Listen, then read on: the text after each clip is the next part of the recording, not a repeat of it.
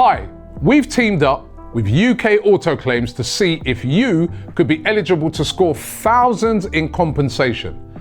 If you've had any cars, vans or motorbikes on finance between 2007 and 2021, go to ukautoclaims.co.uk to start your free simple check. Loads of you will have overpaid and payouts could be worth thousands, so you've got to look into it. Hit up the link below and check now for free. AFTV, Turkish, I don't know you, that champagne that we were talking about before the game when you said 4-1. I said if it's 4.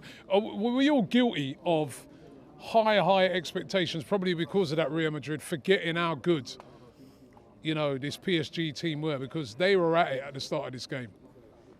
They were at it, but you set a standard by beating Real the way you did. So I'm not going to apologise or feel away for being confident. Like I won't apologise or feel away for not feeling confident going into Real. I don't give a shit. Flip-flop or whatever people want to call it. Like, it's not flip-flopping, but it's not flip-flopping, what I'm saying. No, I know that. I'm just saying, is it that we were, like, even maybe the players, were they a bit too confident without really delivering it on the pitch? If they were, then, whoever those players were, then they might be on the market in the summer. Because it's not good enough. You can't rest on your laurels because you won a quarter-final, regardless if that quarter-final is against Real or if it's against PSV. All we're in is a semi-final. Turn up at home. Turn up. And that's why I won't excuse them. As much as I'll praise Mikel and the team for the last two performances against Real, and it changes the outlook of how I feel going into this one, you can't excuse them for this because they set that new standard. And I didn't see anything out there like we saw against Real. Now, I know PSG are better set up, and to be honest, Enrique definitely got the better schooled us. Schooled Mikel, and PSG schooled us, because midfield, they was bopping it about like nobody's business from minute one.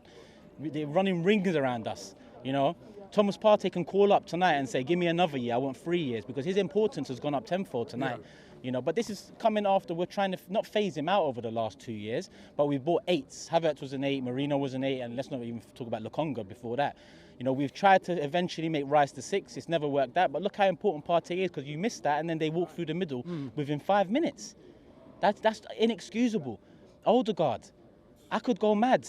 You know what? Before I go mad, because I probably will go mad, I can't help it, yeah? I'm going to say I still think we've got a chance.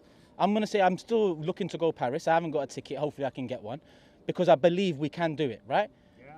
People understand that before they scream negative and all of this shit. Because I still, But Odegaard, and I can go through other players, but Odegaard, are inexcusable, not just tonight, but over the course of the last 2 months and generally the season. Now, I know he's had an injury, and there's rumours that he's still injured, the fitness, injections, getting him through. If that's the case, rest, because it's not working. Now I look at Mikel and ask why this plan B hasn't even come to fruition. But on Odegaard, hides in the big games. Anonymous in that midfield.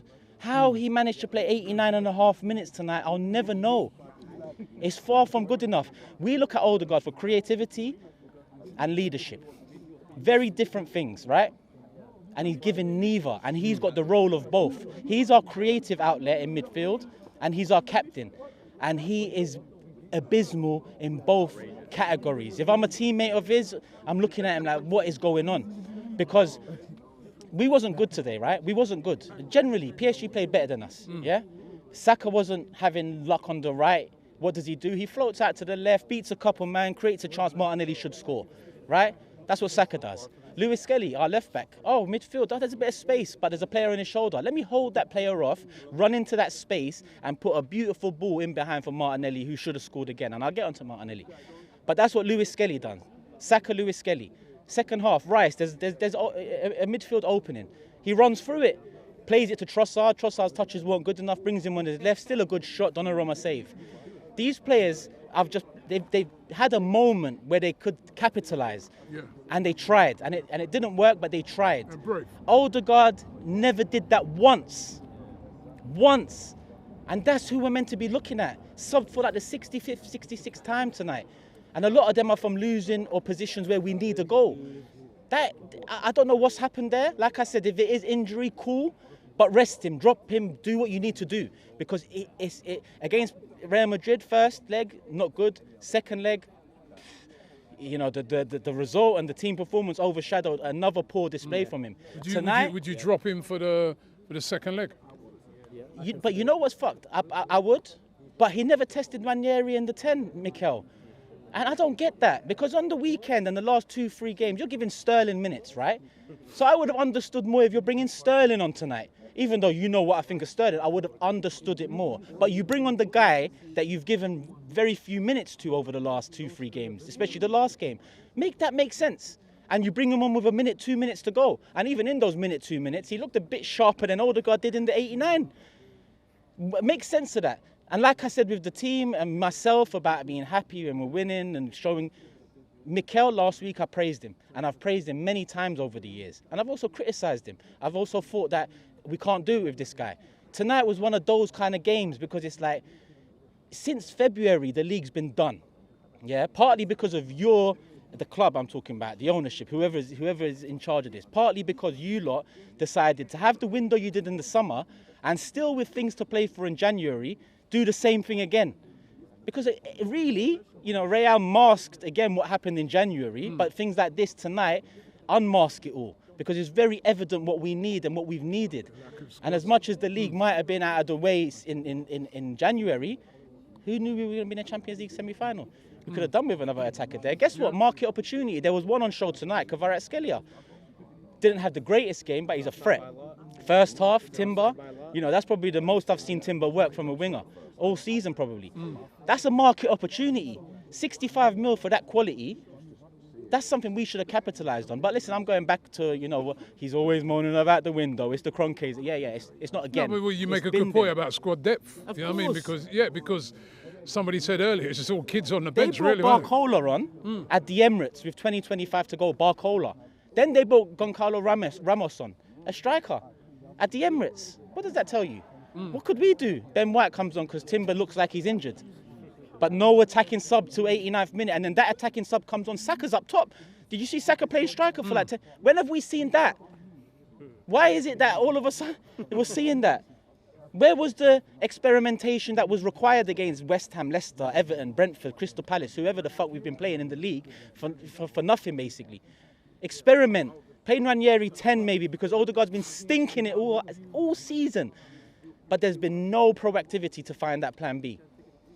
Well, it's all on next week now. You know what I mean? It ain't over, but it's going to take a hell of a performance to, you know, get through to a final. And there's still a final at stake. There's still that I keep saying it to people, there's that big prize still there. Does this team have it within them and the manager to go and take that prize? We can do it next week, for sure. But tonight, to do that against Barca or Inter in the final, I don't think it's happening. Forget about the final for now. Yeah, Can we get to a final? We can. We can. How? How would you? What do you think we need to do differently next week? Loosen up.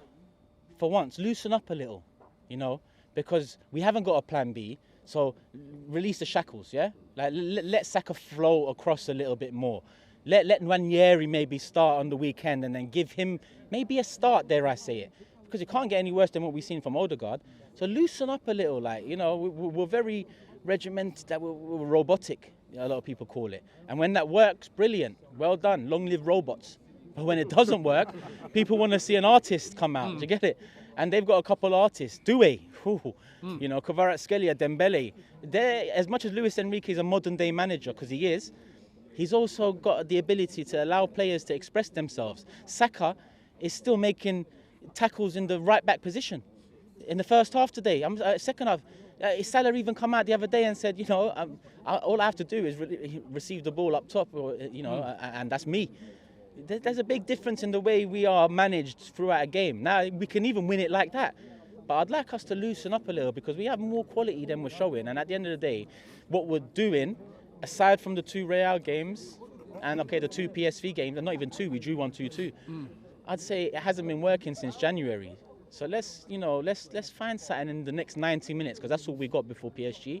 Fingers crossed, hope, pray. If there's a PSG ticket out there, if someone's changed their mind, I'm on it. not 2K though, because that's what I've been quoted. But I'm on it. We can talk.